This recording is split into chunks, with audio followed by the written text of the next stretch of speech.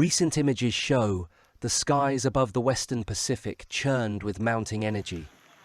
A tropical disturbance formed, gathering strength over warm seas, feeding off moisture and latent heat. That disturbance evolved into Super Typhoon Ragasa, one of the most powerful storms of the year. Ragasa reached super typhoon strength before it reached Taiwan, packing sustained winds exceeding 260 kilometers per hour. Its arrival was not sudden, but it intensified quickly. As it skirted the northern Philippines, Ragasa gathered momentum. Then came the impact on Taiwan's eastern coastline, followed by landfall in southern China, where its destructive potential would again be revealed. Taiwan's eastern mountain ranges act as a force multiplier for storms. The geography forces moist air upward, leading to intense rainfall over steep terrain. Ragasa's outer bands brought torrential rain, especially across Hualien County. Rivers swelled, soil was saturated, and slopes threatened to fail. High in the mountains, earlier in 2025, landslides had formed a natural barrier lake above Guangfu Township. Debris had blocked a tributary of Matien Creek, forming a lake perhaps hundreds of meters across, its water held back by unstable banks and slopes. When Ragasa's rains poured down, the water level rose dramatically. Eventually, the natural dam's capacity was exceeded. Roughly 60 million tons of water surged over or broke through the barrier, cascading downstream in a mudwater wall. What followed was devastation. A bridge was destroyed, roads washed out. Mud, debris, uprooted trees, buildings either flooded or submerged. The town of Guangfu was nearly cut off. Thick, grey mud blanketed streets, covering debris and wreckage. Electricity, water supply, transportation, these were severely disrupted. The human toll was grave. 14 lives have been confirmed. There are dozens more missing. Many of the deceased were elderly, living in ground floor dwellings, unable to evacuate to higher floors as water rushed in. Injuries run into the dozens. Tens of thousands of people are displaced, homes damaged or destroyed. Officials report that many of the deaths occurred on first floors of homes. The opportunity to escape was narrow, the warning windows short. Rescue teams, battling steep terrain and mud, have had to cut through roofs, wade through waist-deep sludge, reach remote villages where communication was cut. Search operations are ongoing. In the aftermath, questions arise. Was the risk of the barrier lake known in enough detail? Had earlier storms and seismic activity weakened the landscape? Were evacuation plans for remote communities sufficient? Was there enough early warning in mountainous terrain where roads could be isolated quickly? Taiwan's leadership has declared a state of emergency in affected regions. Relief supplies are being sent: food, shelter, medical aid. Restoration of infrastructure will take time. Bridges, roads, clearing mud, repairing damaged utilities. Farms and agriculture areas suffered crop losses, access to markets was cut. Landslides have altered landscapes. Even after rain recedes, the risk of secondary disasters remains. Unstable slopes, debris flows, contaminated water, and potential outbreaks of disease where clean water is compromised. While Taiwan bore the brunt of internal flooding and mountainous hazard, mainland China prepared for coastal impact.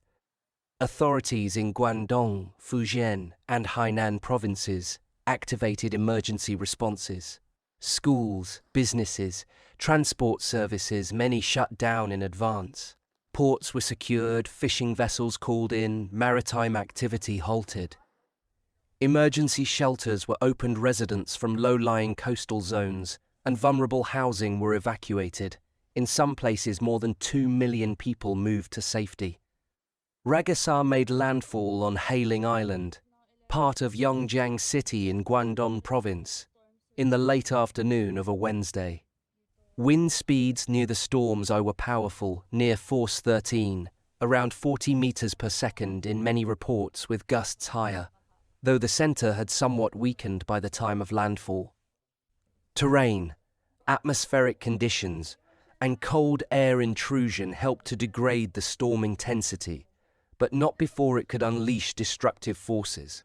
Heavy rains, strong winds, storm surge, flooding in coastal zones all combined to impose heavy impacts. In Yongjiang and other cities, thousands of trees were uprooted. Road signs and advertising boards torn loose. Streets were strewn with debris. Power lines down, water and electricity supplies disrupted. Shelter houses filled with evacuees. Residents huddled indoors as wind howled, waves crashed, rainfall pounded. Industrial activity was disrupted. Factories, particularly electronics and assembly plants, reduced or suspended operations in affected zones. In Shenzhen, for example, a major Apple contractor temporarily shut parts of its facilities. Cross-border commerce and supply chain movement were affected. Logistics hubs, transportation arteries experienced delays or closure. Ships remained docked, flights cancelled or delayed.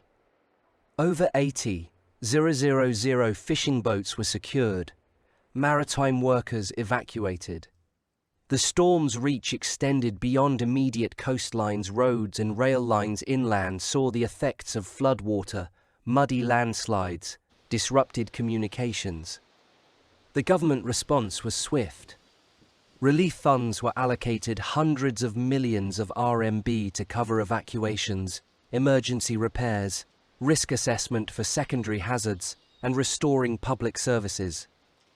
Central and provincial governments mobilized emergency management teams. Workers cleared fallen trees, reopened blocked roads, restored power, and cleaned up flood damage. Shelter management required coordination. Supplies, food, water, medical aid for displaced people.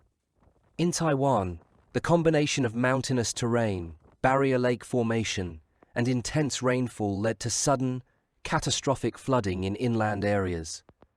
The human impact has been heavy because of the localized nature of the damage. Roads destroyed, communities isolated, and rescue made difficult by terrain and mud. In China, though losses in lives appear to be lower, the scale of disruption is vast because of dense population centers, major infrastructure, international trade exposure, and coastal vulnerability. Economically, the effects rippled outward: damage to housing, loss of agricultural output, disruption to manufacturing, delays in shipping and freight, losses in tourism in coastal regions. Many small businesses in evacuation zones will face long recovery periods. Transportation disruptions delay supplies and affect both internal distribution and exports. Socially, communities have been traumatized.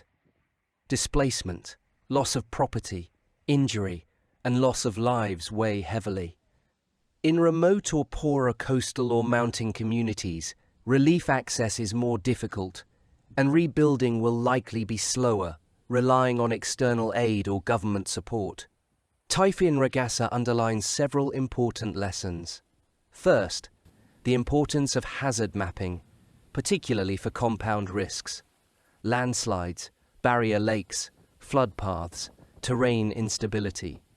Natural features like barrier lakes may form after storms or earthquakes and pose delayed threats. Second, early warning systems and evacuation protocols need to accommodate all types of terrain, coastal and mountainous, and ensure communication even to remote zones. Vertical evacuation moving upward within a building can be unsafe in some cases, especially ground floors. Community awareness is critical. Third, infrastructure design must incorporate resilience to extreme weather. Homes built above floodplains, bridges designed to handle surge and debris flows, drainage systems adequate for heavy rainfall, slope stabilization in mountainous areas. Fourth, economic supply chains are vulnerable. Disruption of manufacturing, ports, logistics can have regional and global effects. Business continuity planning and decentralization may help mitigate future shocks. Fifth, climate change factors loom large. Warmer seas provide more energy. Atmospheric warming means moisture content is higher, so storms carry more rain.